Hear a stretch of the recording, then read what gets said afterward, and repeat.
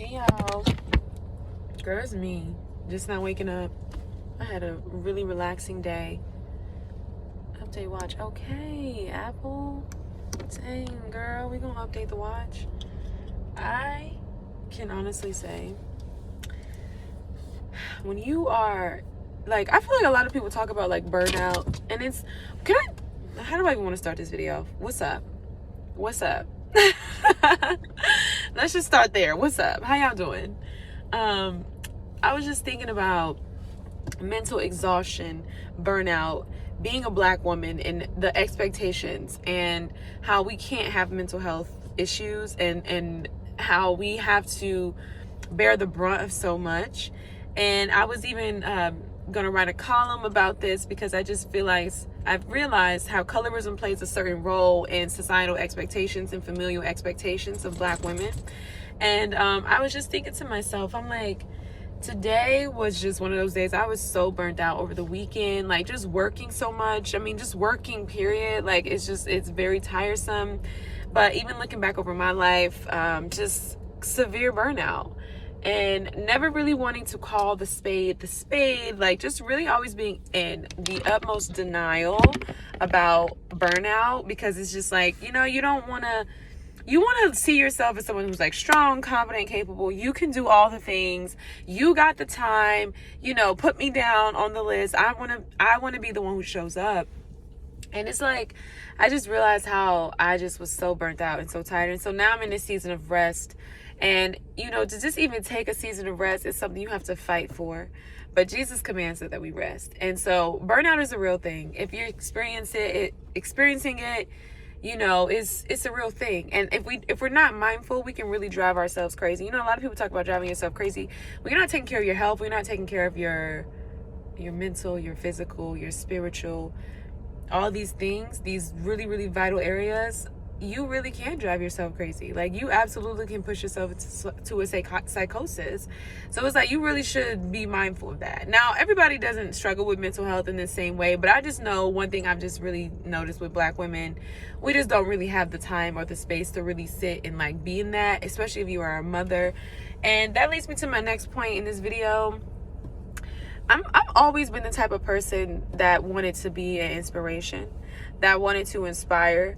I wrote down that I wanted to inspire young women. I feel like I've been doing that up until this point in my life, and I've always wanted to be an inspiration. I think one of the things I noticed about myself, I don't like people who, they're on or whatever, but it's like they don't want you to be on. They don't want to help you get on. They just want you to commend them. I hate people like this. And I was thinking to myself, because, I've just never really been the type of person to move around. Like, I'm just like really to myself. And I just realized that's just something that I see in so many people. And I always talk about this, just how it's so important for you not to always be so quick to uplift or support black people who are doing things in the name of community. Because it's like, what are they doing for you, though? What are they giving you? And I just always try to say this, too, like divesting in certain people, certain platforms, celebrities, and so forth. Because it's just like, why are you giving too much to somebody who gives absolutely nothing to you? And I think it's really hard to fathom, not this expectation that people aren't like you, but I think it's really hard to fathom. Come here, Bruce. He's down here crying. I think it's really hard to fathom the fact that, like, a black person can be in a certain position and not rock with you.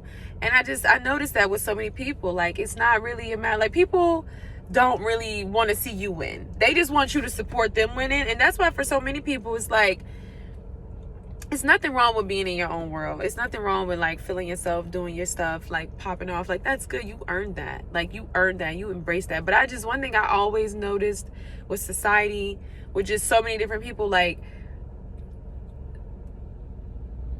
it's so hard to really see what's real and what's fake, because there's always trends. There's always conformity. There's always like mass appeal, popularity.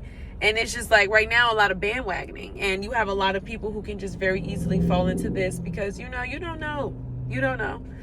But it's like, I just always noticed that confidence was always praised. Arrogance was always praised in the midst of like confidence. Like, confidence was not really there. Like, And so, yeah, and I think when people try to teach people the truth, you're so deeply embedded in it and you're so deeply rooted in it that, like, you just it's gonna be really hard for you to find it, because it's like in today's society and just society in general, arrogance has always been seen as confidence, but it's not.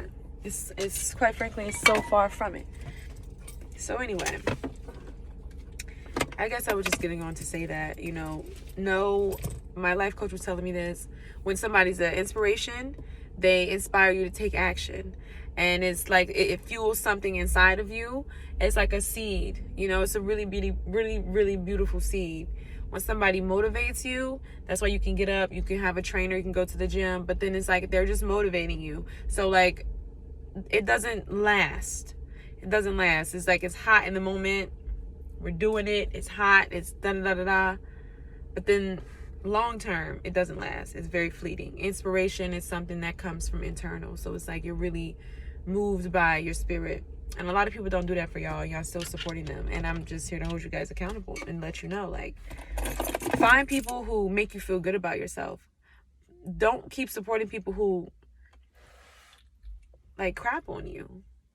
Like, why are you supporting people who crap on you? People be coming, y'all girls is bums, y'all girls is da da da da da. But it's so funny because it's like you understand, and it's not rap culture solely. I'm not talking about rap culture. I'm talking about in general. And it's so funny because it's like everybody always talks about how they just come from so much struggle, but it just seemed like they seem to forget.